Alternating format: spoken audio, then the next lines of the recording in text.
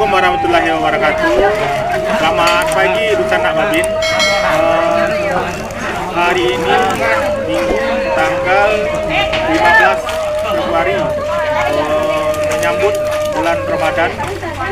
Babin bersama FKPPI Kota Solo bersama warga Nagari Aripan dan pengurus surau lansia melaksanakan bakti sosial dan guru bersama membersihkan surau lansia guna kenyamanan dan ketentraman saat beribadah nanti di bulan Ramadan.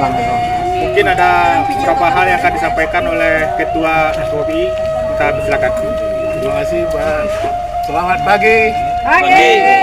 FKPPI Kota Solo mengadakan kegiatan pembersihan rumah ibadah bersama dengan Pak Babin, bersama masyarakat, bersama-sama bergotong royong membersihkan musala agar nyaman digunakan pada saat bulan Ramadan.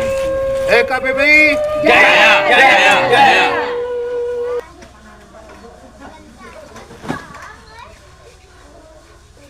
Bismillahirrahmanirrahim. Likulli ummatin ajalun fa iza jaa ajaluhum la yastakhiruna sa'atan wa la yastaqdimun.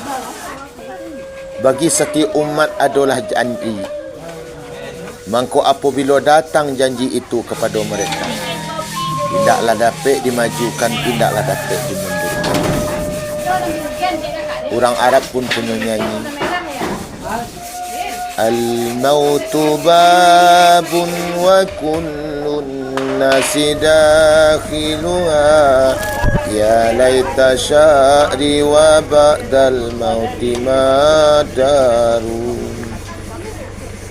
Ad-daru jannatu khuldin in amiltu bima yurdil ilaha wa in khalaftu fannaru.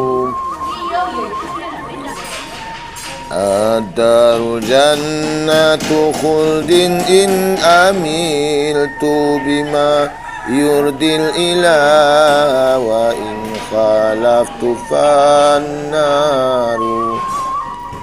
Umama halani malin nasi ghairuma fanzur li nafsika ayat dari takhtaru. Mati adalah pintu, dan setiap manusia pasti akan melalui pintu itu. Hai kiranya ingi aku, dan sesudah mati itu, apakah kampung yang kau ditunggu? Sesudah itu cuba fikirkan, dua kampung Tuhan sediakan. Pertama sarugo dengan segala kenikmatan, teruntuk kepada orang beriman. Ialah mukmin dan diridai Tuhan. Kedua neraka dengan segala siksaan, kau untuk orang dan ingkar kepada Tuhan. Perintahnya langgar, larangannya kerajokan. Keduanya itu adalah pilihan. Mengkau pilihlah oleh engkau salah satu dari dua, sarugo atau neraka. Pikir palitu hati nanang seribu akal, dalam berpikir sabar menanti, dalam sabar bana menipu. Wahai saudara, elok fikirkan, hidup ke mati dilupakan jangan. Karena mati pakaian badan, elok sediakan amal dan iman. Sediakan payung sabalun hujan, sediakan suluh sabalun kalam. Ulama jo pangulu kajadi ikutan, suruh jo larangnya kaki to turutkan tabang basi tumpu inggo mancakam tubuh katinggal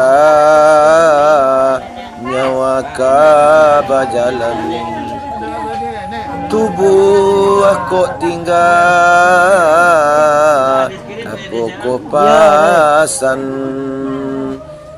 nyawa kapai apa ko pidoman limbago jalan ditampuh itu karajo ninyak mama sarugo di iman tagwa narako di lakwawa di dunia pidoman hidup di akhirat baru saya kamarasoy mati sakalonan hidup kamano kita kamano